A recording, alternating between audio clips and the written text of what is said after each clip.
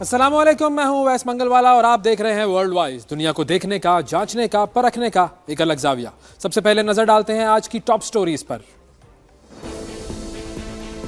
गजा जंग बंदी मुआहदे का पहला मरहला मुकम्मल, दूसरे के लिए बातचीत। अमेरिका ने इसराइल को $3 अरब का असलहा फरोख्त करने की मंजूरी दे दी। फलस्तीनियों का टूटे हुए घरों, बोसीदा कैंपों में रमजान का पुरजोश इस्तकबाल। तुर्किया में 40 साला तनाज़े का खात्मा, कुर्दिस्तान वर्कर्स पार्टी का जंगबंदी का ऐलान। और बांग्लादेशी तलबा ने सियासी जमात लॉन्च कर दी, नेशनल सिटीजन पार्टी का बाज़ाब्ता आगाज।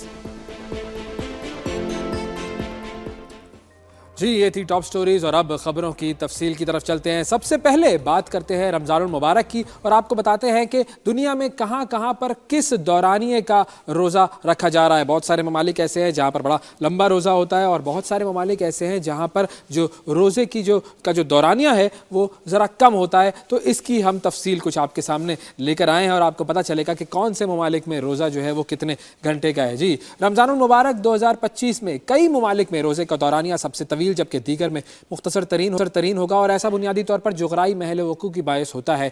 अरब दुनिया में कल से रोज़े शुरू हुए, जहां अल जज़ायर में सबसे तवील दौरानिए का रोज़ा यानी 16 घंटे 44 मिनट का रोज़ा होगा। इसके बरक्स सोमालिया में 13 घंटे का रोज़ा होगा। इसके अलावा ज़्यादातर अरब ममालिक में 16 से 17 घंटे के दरमियान का रोज़ा हुआ करेगा और स्कैंडिनेविया में जो ममालिक हैं उसमें रोज़े के औकात नुमाया तौर पर तवील होंगे। स्वीडन, नॉर्वे, फिनलैंड जैसे ममालिक में कुछ इलाकों में रोज़े का दौरानिया 20 घंटे से ज़्यादा होगा। मिसाल के तौर पर स्वीडन के कैरोना में सूरज सिर्फ चंद मिनटों के लिए डूबता है और कुछ शुमाली मुकामात पर तो बिल्कुल भी गुरूब नहीं होता है। फिर ग्रीनलैंड के दारुल हुकूमत में भी आधी रात के सूरज के रुझान की वजह से 20 घंटे तक का रोज़ा रखा जाएगा और इसके अलावा आइसलैंड में तकरीबन 20 घंटे के रोज़े होंगे, जबकि फिनलैंड में तकरीबन 19 घंटे और 9 मिनट का रोज़ा रखा जाएगा। फिर दूसरी जानिब ब्राज़ील, जिम्बाब्वे और पाकिस्तान वगैरह में रोज़ा 12 से 13 घंटे के दरमियान रहेगा। जनूबी अफ्रीका में तकरीबन 11 से 12 घंटे के रोज़े का दौरानिया होगा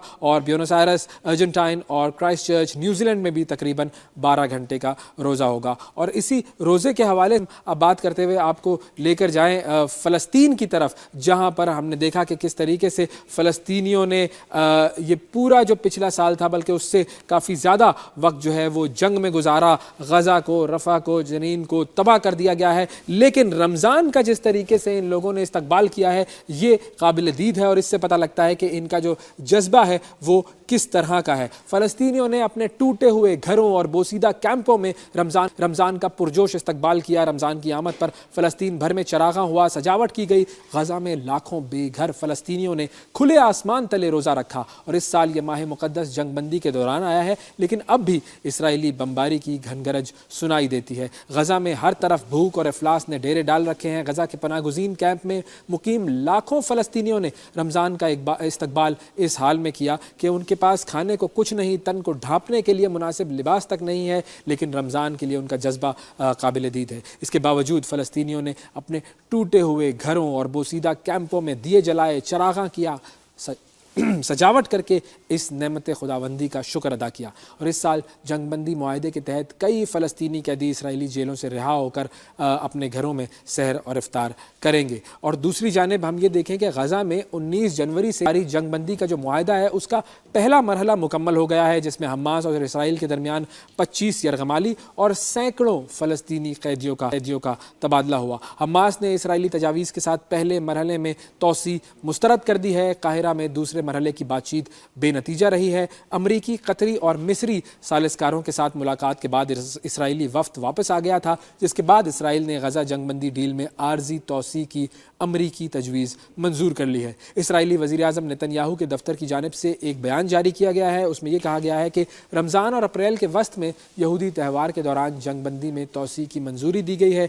इस ऐलान के जवाब में हमास या जंगबंदी के मुआहदे के सालिसों की जानिब से ताहाल कोई भी रद्द अमल सामने नहीं आया है। फिर एक और डेवलप वाले से ये भी हुई है कि अमेरिका ने इसराइल को असलहा फ़रोख्त करने की मंजूरी दी है और ट्रंप इंतज़ामिया ने 3 अरब डॉलर का असलहा, बुलडोज़र्स और दीगर आलात इसराइल को फ़रोख्त करने की मंजूरी दे दी है, जिसमें गज़ा पर इस्तेमाल होने वाला जो अमरीकी साख्ता असलहा है वो भी शामिल है। अमरीकी वज़ीर ख़ारजा मार्को रूबियो ने इसराइल को 2.4 अरब डॉलर के बॉडीज़ बम और दीगर हथियारों की फ़रोख्त पर दस्तखत कर दिए। 675.7 मिलियन डॉलर के दीगर बम्स, किट्स और 295 मिलियन डॉलर के बुलडोज़र समेत दीगर सामान फ़रोख्त करने के मुआहदे पर भी दस्तखत किए गए हैं। अमरीकी एजेंसी के मुताबिक वज़ीर ख़ारजा इसराइल को मज़ीद असलहे की फ़रोख्त के लिए पुरज़्म हैं, जिसकी उन्होंने तफसीली वजाहत देते हुए इसे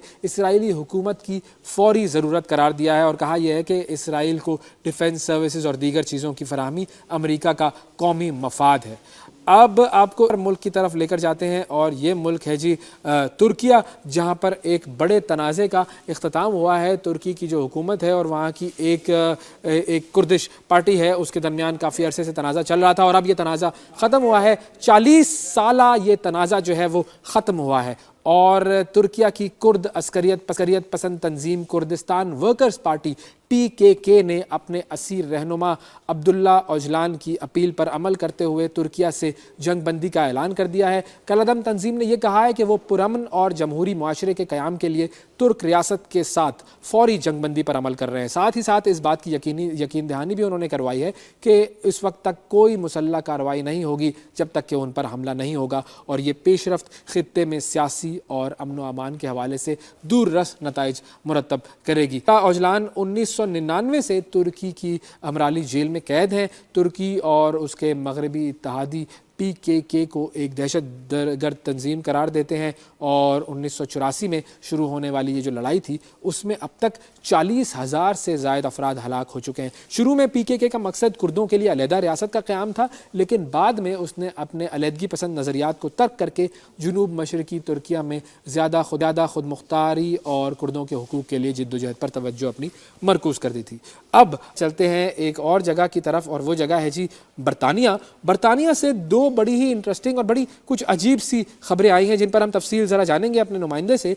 एक अदालत में वहाँ पर अजीब व गरीब मुकदमे की समाअत के दौरान ये बात सामने आई है कि बिलियनहैम महल से 48 लाख पाउंड मालियत का ठोस सोने का बना हुआ टॉयलेट जो है वो चोरी हुआ है और पाकिस्तानी रुपए में अगर इसकी कीमत का अंदाज़ा लगाए तो ये तकरीबन 1.7 अरब रुपए बनती हैं। और अदालत को ये बताया गया है कि चोरों ने ये वारदात 14 सितंबर 2019 को की थी। 5 मिनट में उन्होंने ये टॉयलेट चुराया था। अच्छा, इसके अलावा बरतानिया में एक और मुनफरद वाक़या पेश आया, वो ये कि महज एक मुक्का मारने पर रुकन असेंबली माइक एम्सबरी को गिरफ्तार किया गया है। वाक़या क्या था, मुक्के तक बात कैसे पहुंची थी, ये क्या मामला था, इस हवाले से भी हम तफसील जानेंगे और हमारे साथ मौजूद हैं इस पर बात करने के लिए हमारे बरतानिया से नुमाइंदे MM आलम साहब। अस्सलाम वालेकुम MM आलम साहब। सर, बहुत शुक्रिया आपका, प्रोग्राम के लिए आपने वक्त निकाला। मैं सबसे पहले तो आना चाहूँगा ये जो वाक़या है टॉयलेट चोरी वाला, तो इस पर अगर आप हमें बता सकें कि ये क्या मामला है और 6 साल गुजर गए हैं, टॉयलेट चोरी का ये मामला क्यों हल नहीं हुआ है अभी तक? जी हाँ, 14 सितंबर 2019 का ये वाक़या है जब कोरोना उरूज पर था। मिलेनियम पैलेस जो है वहाँ पर एक चोरी की वारदात हुई और चुराई जाने वाली चीज़ जो है वहाँ के टॉयलेट की वो सीट थी जो गोल्ड की थी, जिसे हम कमोड भी कहते हैं। जी, कमोड। और उसकी कीमत जो है वो 4.8 मिलियन पाउंड बताई जाती है। सुबह के 4:50 पर ये वारदात शुरू हुई और 6 बजे तक इसको मुकम्मल किया और ये जो चोर थे उसको उखाड़ने की कोशिश करते रहे, मगर जब उनसे वो उखड़ी ना तो उन्होंने इसको तोड़ा और तोड़कर इसके पीसेस लेकर वहाँ से वो भागे। वाह। इसका जो वज़न है वो 98 kg बताया जाता है, जबकि इसका जो गोल्ड की कीमत बताई जाती है वो 2.8 मिलियन पाउंड बताई जाती है, मगर टोटल इसकी जो कीमत है वो 4.8 मिलियन थी। अच्छा, हवाले से जो गिरफ्तारियां हुई हैं जिन लोगों की, उनके हवाले से क्या सबूत मौजूद हैं? इस चोरी में मुलव्विस जो 39 साला माइकल जोन्स, उसका ताल्लुक ऑक्सफोर्ड से है, जबकि 36 साला फ्रेडो, उसका ताल्लुक विंडसर से है, जबकि बोरा कोक जो है उसकी उम्र 41 साल है, वेस्ट लंदन से उसका ताल्लुक है। तो इन्होंने ये चोरी की वारदात जो है वो की, इसमें वो मुल्ज़मान के तौर पर शामिल रहे। وہاں کے جو مینیجر ہیں جن کا جی۔ نام ایبل کلارک ہے، ان کا کہنا ہے کہ وہ ایک زوردار دھماکے کی آواز سے اٹھے، محسوس یہ ہوا کہ جیسے شاید بوائلر جو ہے وہ پھٹ گیا ہے، اور اس کے فوراً بعد چونکہ فائر الارم کی آواز بھی بڑی تیز ہوئی تو وہ فوراً اپنے روم سے نکلے۔ ان کا روم جو ہے اس ٹوائلٹ کے اوپر والے حصے پر تھا۔ اچھا۔ وہ اپنے روم سے نکل کر فوری طور پر جو سی سی ٹی وی کا انچارج ہے جس کا نام ریزا ہیگی ہے اس کی طرف گئے اور اس سے پوچھا کیا معاملہ ہوا، ماجرا کیا ہوا۔ تو انہوں نے بتایا کہ بوائلر وغیرہ تو نہیں پھٹا، البتہ جو کچھ چور تھے، کچھ لوگ آئے، انہوں نے ٹوائلٹ کو توڑا اور اس کے جو پیسز ہیں وہ لے کر بھاگ رہے ہیں۔ اس پر جو ایبل کلارک تھے مینیجر، وہ اس پیلس سے باہر بھاگے اور انہوں نے دیکھا دو گاڑیاں جو ہیں، ایک ٹرک نما گاڑی تھی، ایک چھوٹی کار تھی بلو اچھا۔ کلر کی، وہ گاڑیوں کی لائٹ بھی ایبل کلارک جو ہیں ان پر پڑی اور وہاں سے وہ ٹرن کر کے گاڑیاں واپس بھاگ گئے، اور تقریباً 48 سی سی ٹی وی کیمراز کے ہونے کے باوجود یہ اچھا۔ جو چوری ہے اس کی واردات ہوئی ہے۔ 4 لوگوں کو چارج کیا گیا تھا، مگر ایک 17 سالہ لڑکا جو ہے اس نے اعتراف جرم کیا، اور دوران تفتیش اس نے یہ بھی بتایا کہ اس نے اس کے علاوہ بھی بہت ساری چوری کی وارداتیں کی ہیں، جبکہ باقی تینوں ملزمان جو ہیں انہوں نے صحت جرم سے انکار کیا۔ صحیح، تو اب یہ کیس کب تک سالو ہو جائے گا، کب تک سزا ملے گی، کیا سزا ملے گی؟ اب فروری 2025 میں کراؤن کورٹ میں اس کیس کو دوبارہ لگایا گیا ہے۔ ابھی تک یہ کیس کسی حتمی نتیجہ پر نہیں پہنچا۔ جب بھی یہ کسی حتمی نتیجہ پر پہنچے گا ہم آپ کو دوبارہ اپڈیٹ دیں گے۔ ضرور، بالکل بالکل بالکل۔ اچھا، میں چاہوں گا ہم دوسرے واقعے کی طرف آ جائیں۔ جو رکن اسمبلی ہیں مائک ایمسبری، وہ جو انہوں نے کس کو مکہ مار دیا، یہ کیا واقعہ تھا، اور ان کی جو رکنیت ہے وہ اب معطل کر دی گئی ہے، تو یہ معاملہ مکے تک پہنچا کیسے، اس کی کیا تفصیل ہے؟ جی ہاں، اس پر میں آپ کو یہ بتانا چاہوں گا کہ 55 سالہ ایمسبری جو کہ آزاد رکن منتخب ہوئے تھے، اور یہ اپنے آزاد رکن منتخب ہونے کے بعد انہوں نے لیبر پارٹی کو جوائن کیا جو کہ اس وقت حکومتی پارٹی ہے۔ اب ہوا یہ کہ ایمسبری جو ہے وہ اپنے ٹاؤن میں رات کے وقت موجود تھے اور ڈرنک تھے، انہوں نے ڈرنک کیا ہوا تھا، ڈرنک تھے، اور اس حالت میں پال فیلو شخص جو ہے ایک اس نے آ کر ان سے شکایت کی اور کہا کہ سلٹن ویور سوئنگ برج جو ہے وہ کیوں بند رکھا ہوا ہے۔ اچھا، اس پر جو ہے ایمسبری طیش میں آئے اور انہوں نے زوردار گھونسا ان کے سر پہ مارا، 45 سالہ پال فیلو کے سر پہ، اچھا، جس سے وہ زمین پہ گر گیا۔ اب جب زمین پہ گرا تو ایمسبری نے زمین پر گرے ہوئے بھی پال فیلو کو گھونسے مارے اور مارتے رہے، یہاں تک کہ لوگوں کو انٹروین کرنا پڑا اور لوگوں نے آ کر ان کو وہاں سے چھڑوایا۔ تو اب جو ایمسبری کو جو سزا دی گئی ہے اس کے حوالے سے کیا تفصیل ہے؟ ان کو 10 ویکس کی کمیونٹی کی سزا دی گئی ہے۔ کمیونٹی سروس، کمیونٹی کی سزا میں آپ کو جیسے مالی کے طور پر آپ کو کسی پارک میں کام کرنا پڑتا ہے، جیسے آپ کو مختلف کمیونٹی کے جو کام ہوتے ہیں ان میں آپ کو وہ سزا دی جاتی ہے کہ آپ نے فلاں دن اسکول کے بچوں کو سڑک کراس کروانی ہے، اس طرح کی جو کمیونٹی کی سزائیں ہیں وہ دی جاتی ہیں۔ صحیح۔ اور اب جو لیبر پارٹی ہے وہ کیا کہتی ہے ان کی رکنیت کے حوالے سے، کیا وہ بحال کر دی جائے گی؟ رکن آزاد چونکہ منتخب ہوئے تھے اور لیبر پارٹی انہوں نے جوائن کی تھی، تو ان کو لیبر پارٹی نے ابھی غیر معینہ مدت تک کے لیے معطل کیا ہوا ہے، اور یہ جو ایمسبری جو ہے ان کی رکنیت کا مستقبل میں کیا فیصلہ ہوگا یہ ابھی دیکھنا ہوگا۔ ابھی اس کے اوپر لیبر پارٹی کا کوئی خاطر خواہ جواب نہیں آیا، اور البتہ یہ بات آپ کو بتاتا چلا جاؤں، جو ان کی سیلری ہے ایمسبری کی وہ 91,000 پاؤنڈ سالانہ بنتی ہے، وہ ان کو دی جا رہی ہے، اس کو ابھی تک روکا نہیں گیا۔ ٹھیک ہے جی، بہت شکریہ ادا کریں گے۔ ایم عالم صاحب ہمارے ساتھ موجود تھے اور برطانیہ میں ہونے والے یہ 2 عجیب و غریب واقعات جو ہیں ان پر بات ہو رہی تھی۔ ناظرین، ایک چھوٹا سا وقفہ ہمیں لینا ہے، وقفے کے بعد دوبارہ آپ کی خدمت میں حاضر ہوتے ہیں ورلڈ وائز میں، ہمارے ساتھ رہیے گا۔ Welcome back. ब्रेक के बाद एक मरतबा फिर वर्ल्ड वाइज में खुशामदीद कहते हैं आपको, और आपको अब हम लेकर चलते हैं जी जर्मनी की तरफ, जहां पर इंतखाबात हुए। इंतखाबात का नतीजा आ चुका है। अब ये नतीजा क्या है और अब इसके नतीजे में बनने वाली जो हुकूमत है वो क्या करेगी, इस हवाले से हम बात करते हैं। गुज़िश्ता इतवार कौमी पार्लिमानी इंतखाबात के अबूरी नताइज के मुताबिक ये इलेक्शन क़दामत पसंदों की यूनियन जमातों ने जीत लिए हैं। जर्मनी की जो सियासी दायरे की दो मरकजी जमातें हैं, उनमें से एक क़दामत पसंदों की क्रिश्चियन डेमोक्रेटिक यूनियन और दूसरी जो उसकी हम ख्याल जमात क्रिश्चियन सोशल यूनियन ने मुश्तरका तौर पर सबसे ज़्यादा वोट हासिल किए हैं। इंतहाई दाएं बाजू की जमात AFD, जिसको इलॉन मस्क भी सपोर्ट कर रहा था, वो पहली मरतबा दूसरे नंबर पर आई है। बाएं बाजू की तरफ झुकाव रखने वाली जो सोशल डेमोक्रेटिक पार्टी है SPD, इस इलेक्शन में वो तीसरे नंबर पर रही है। अब हालिया जर्मन इलेक्शंस के दौरान सियासी पनाह की पॉलिसी का जो मौजू है वो सबसे अहम रहा। गैर मुल्कियों की जो सख्त मुखालिफ पार्टी AFD, वो तारकीन वतन के लिए क्या मुश्किलात लेकर आएगी एज एन अपोजिशन। फिर दाएं बाजू की सियासत की तरफ क्या जर्मनी जा रहा है, सारी बातें हम डिस्कस करेंगे। हमारे साथ मौजूद हैं जर्मनी से हमारे नुमाइंदे शाहिद अमीर साहब, उनसे बात करते हैं। अस्सलाम वालेकुम शाहिद, बहुत शुक्रिया आपका प्रोग्राम के लिए, आपने वक्त निकाला। ये जो इलेक्शन का नतीजा आया है जर्मनी का, इसको आप किस तरह देखते हैं, और क्या हम ये कह सकते हैं कि जर्मनी के इलेक्शंस का जो रिजल्ट है वो जर्मनी की जो सियासत है उसमें एक बड़ी तब्दीली है? जी बिल्कुल, 2025 के जो इंतखाबात हैं उनमें बड़ी तब्दीलियां जो हैं वो देखने में आई हैं। क्रिश्चियन डेमोक्रेटिक पार्टी जो है CDU, वो 208 सीटें लेकर जो है वो पहले नंबर पर है, जबकि राइट विंग की पार्टी ऑल्टरनेट फॉर डॉइचलैंड यानी AFD उसको कहते हैं, वो 152 सीटें लेकर जो है वो दूसरे नंबर पर है।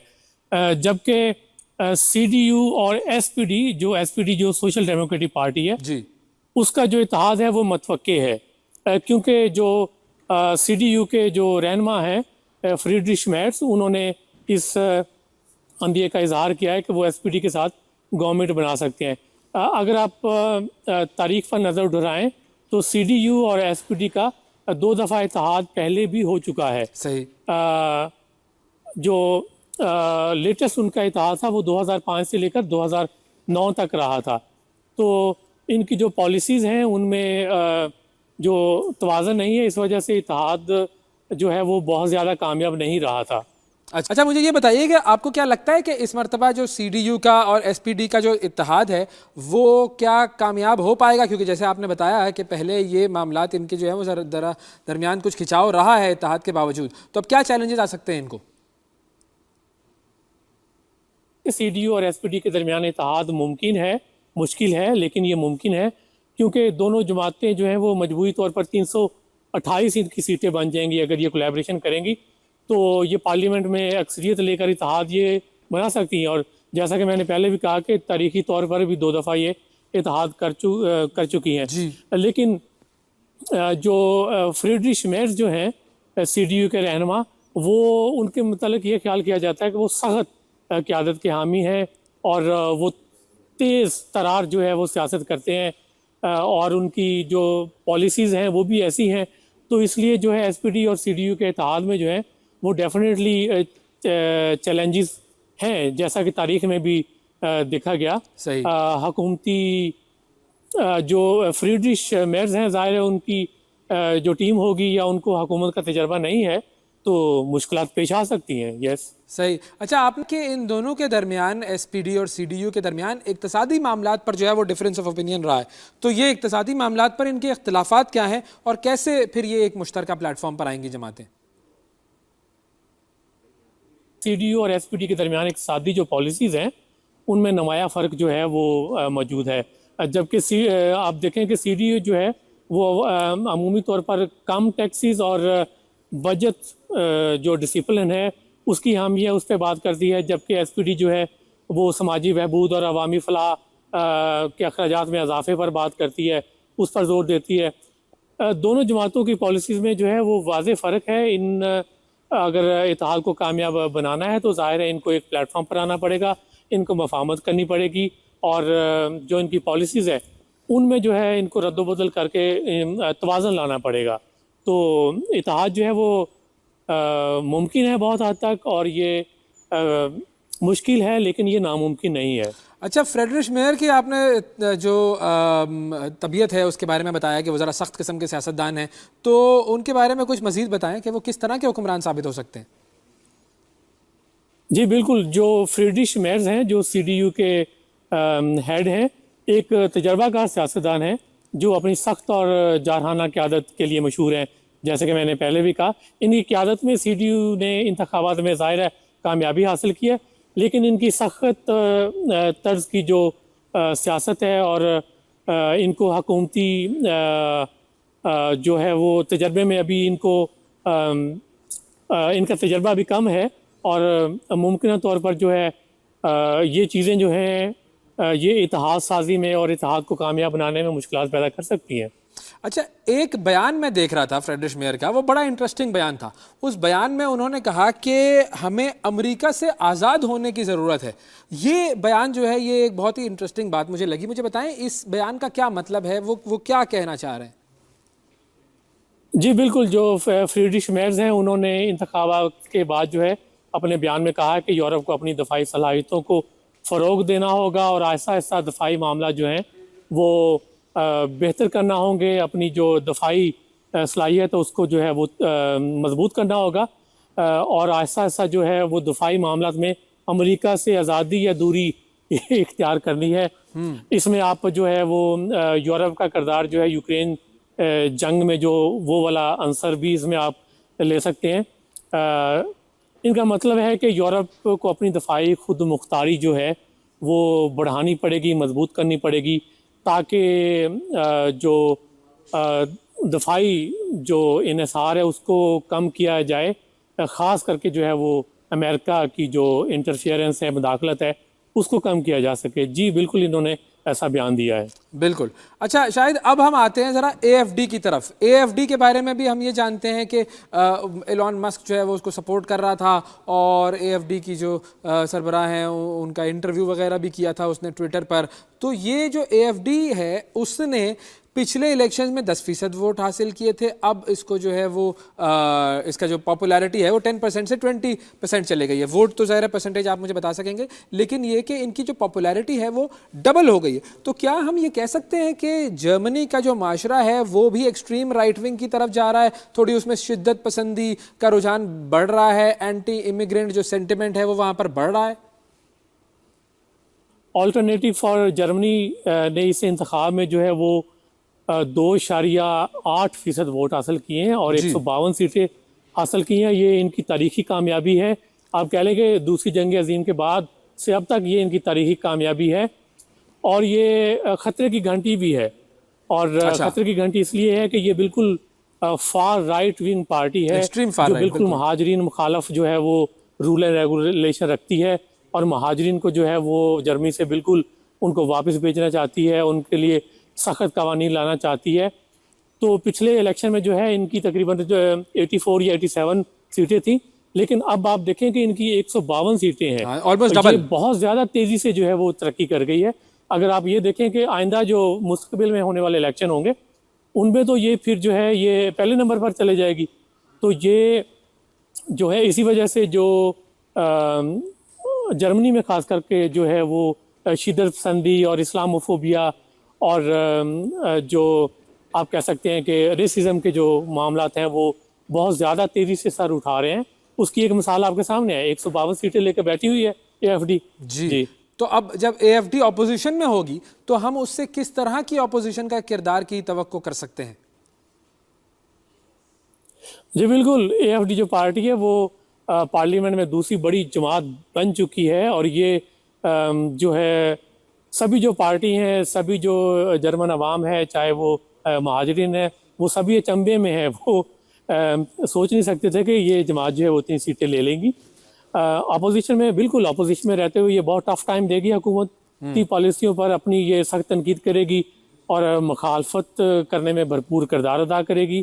اور کیونکہ یہ بڑی تعداد میں پارلیمنٹ میں آ چکے ہیں تو بالکل جو بھی ایس پی ڈی کا اتحاد بنتا ہے سی ڈی یو کے ساتھ یا جو بھی گورنمنٹ کی پارٹی ہوگی تو ان کو اپنی جو مہاجرین یا امیگریشن کی جو پالیسیز ہیں، یورپی یونین کو لے کے جو پالیسیز ہیں، وہ بالکل اس پہ یہ اے ایف ڈی اثر انداز ہوگی، اور وہ جو ہے آسانی سے جو ہے हुकूमती पॉलिसीज़ को जो है वो आगे बढ़ने नहीं देगी।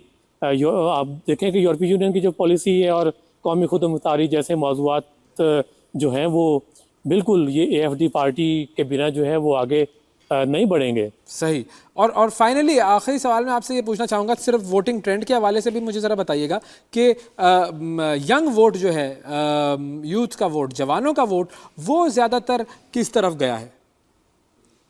बड़ी तादाद में इस इलेक्शन में जो है वो नौजवानों ने भी वोट दिए हैं और जर्मनी में जो है वो ग्रीन पार्टी जो है वो नौजवानों की पार्टी कही जाती है। तो बिल्कुल उन्होंने ग्रीन पार्टी को वोट दिया, लेकिन ग्रीन पार्टी जो है वो बिल्कुल बहुत माइनस में गई है क्योंकि जो मौजूदा गवर्नमेंट थी उसमें ग्रीन पार्टी और SPD 3 पार्टियों का इत्तेहाद था, तो लेकिन ग्रीन पार्टी की परफॉर्मेंस बहुत कम रही है। लेकिन मैं एक बात बताता जाऊं कि अगर आप ये कहें कि मुसलमान जो माइग्रेंट्स हैं या जवान मुस्लिम हैं उन्होंने वो जिन पार्टियों को वोट दिए हैं उनमें डेफिनेटली ग्रीन पार्टी, दी लिंके पार्टी और सोशल डेमोक्रेटिक पार्टी जो कि अब मौजूदा गवर्नमेंट के साथ इत्तेहाद करने जा रही है, इनको वोट दिए हैं। जी जी, बहुत शुक्रिया अदा करेंगे। शाहिद अमीर साहब हमारे साथ मौजूद थे, हमारे नुमाइंदे जर्मनी से हमसे बात कर रहे थे और जर्मनी में इलेक्शंस के बाद जो सूरत हाल पैदा हुई है उस हवाले से बात हो रही थी कि अब हुकूमत कैसे बनेगी और आगे जो है वो कौन सी दो जमातें मिलकर हुकूमत बनाएंगी और अपोजिशन जो है AFD वो किस तरह की करेगी। ये था जी मामला सारा जर्मनी का। नाजरीन, एक छोटा सा वक्फा लेना है हमें, वक्फे के बाद दोबारा हाजिर होते हैं तो आपको लेकर जाएंगे हम बांग्लादेश, जहाँ पर वहाँ के नौजवानों ने एक नई पॉलिटिकल पार्टी बना ली है। इस पार्टी का क्या अहवाल है, ब्रेक के बाद आपसे बात करेंगे। Welcome back. ब्रेक के बाद एक मरतबा फिर आपको वर्ल्ड वाइज में खुशामदीद कहते हैं और अब आपको हम लेकर चलते हैं जी बांग्लादेश की तरफ, जहां पर हमने देखा कि किस तरीके से नौजवानों ने, तलबा ने शेख हसीना वाजिद का तख्ता उल्टा और अब ये नौजवान क्या करने जा रहे हैं ये हम आपको बताते हैं। गुज़िश्ता साल हुकूमत के खात्मे में अहम किरदार अदा करने वाले तलबा ने एक नई सियासी जमात की बुनियाद रख दी है। इस जमात में अगस्त में साबिक वज़ीर आज़म शेख हसीना की हुकूमत के खिलाफ बगावत की क़यादत करने वाले तालिब इल्म रहनुमा शामिल हैं और जुमे के रोज़ पार्लियामेंट के सामने इस नई जमात नेशनल सिटीज़न पार्टी या फिर नई जातिया शहरी पार्टी का बाज़ाब्ता आगाज़ किया गया। हज़ारों अफराद ने अपनी हिमायत का इजहार भी किया है और जमात की जो क़यादत है अबूरी हुकूमत के साबिक मुशीर नाहिद इस्लाम कर रहे हैं, जो कि कन्वीनर के तौर पर खिदमत सर अंजाम देंगे, जबकि अख्तर हुसैन को सेक्रेटरी नामजद किया गया है। तलबा को जमात तश्कील देने की ज़रूरत क्यों पेश आई, नई जमात का हसीना वाजिद की वापसी पर क्या मौक़िफ़ है, क्या पॉलिसीज़ ये लोग इख्तियार, का इस्तेहकाम बांग्लादेश में कब तक आएगा, इस हवाले से हम बात करेंगे। हमारे साथ मौजूद हैं बांग्लादेश से सहाफ़ी, हमें ज्वाइन कर रहे हैं जनाब कमरुज़्ज़मान साहब, उनसे हम इस हवाले से बात करते हैं। अस्सलाम वालेकुम Qamaruzzaman, thank you for giving us your time. So first of all let's start with this new political party, all these students who were very active in the movement against Sheikh Hasina, they have now formed this political party. So what was the need for this party? Actually, a new party is important for Bangladesh, especially you know that people feel that as the young generation, especially the students who were the key players of the July-August massive movement, historic movement, they have the potential, they have the right to form a new political government that will run the country with justice and rule of law. Okay. Actually, people's trust or people confidence to the existing political parties have been weakened. So now people are also waiting for a new political party, especially the young forces. So in this moment, the students, mostly the student leaders who were the key players in the July-August movement, they declared to form this political party. And we are expecting that people will spontaneously support this political party. But there are some ground reality. Bangladesh is a poverty-stricken country. There are unemployment problem and other problems. So it will be too early to comment that this new political party will be gained. So it will take time to see the ultimate consequences and ultimate success of this political party. You have to give them some time and then see what they plan to do. So what are the potential challenges that this party could face? Yes, thank you very much for this very vital question, especially in the perspective of Bangladesh. Actually, there are huge challenges for this political party. you know that I already mentioned that Bangladeshi people, most of the people are not so much highly educated. Right. Most of the people are working people and rural people. So they don't like any aristocratic the system. They are very ordinary. So this young generation who are students and many of the new political party, the leaders coming from abroad, who have been took their education, high education from abroad. They also Okay. come to the country to join this political party. So how they will cope with the general people, that will be a big challenge. And another big challenges are, for example, there is unemployment problem, and there is other mismanagement in every sector of the government. Okay. During the last 15 years of regime, Sheikh Hasina appointed people loyal to her party, and those people are so much corrupted. And they have already earned huge money through different corrupted ways. So those people are habituated with their luxurious lifestyle.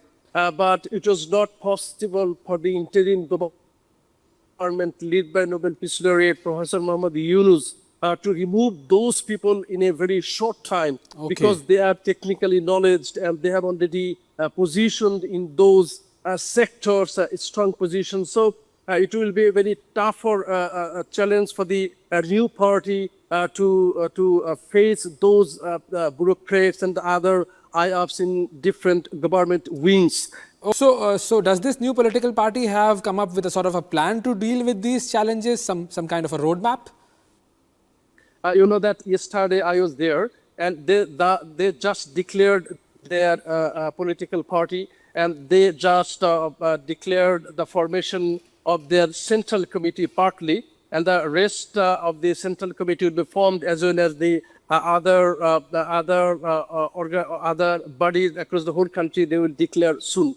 So Okay. at this moment, what they exactly said about their roadmap is that they want to run the country with justice. Okay? Very important. And they will establish democracy in the real sense, especially the voting right of the people was violated grossly in the last 15 years during Sheikh Hasina regime. Bangladesh witnessed 3 national elections under Sheikh Hasina Yes. that was marred by huge irregularities, including ballot stuffing on the previous slide, intimidation, and barring voters coming to the voting centers. So there are huge mismanagement, irregularities in the voting rights. So this new political party says that their one of the main target will be to ensure the voting right of the people, and they will run the country with justice and rule of law, and in every sector of the government, including judiciary, including police sector, and including other, for example,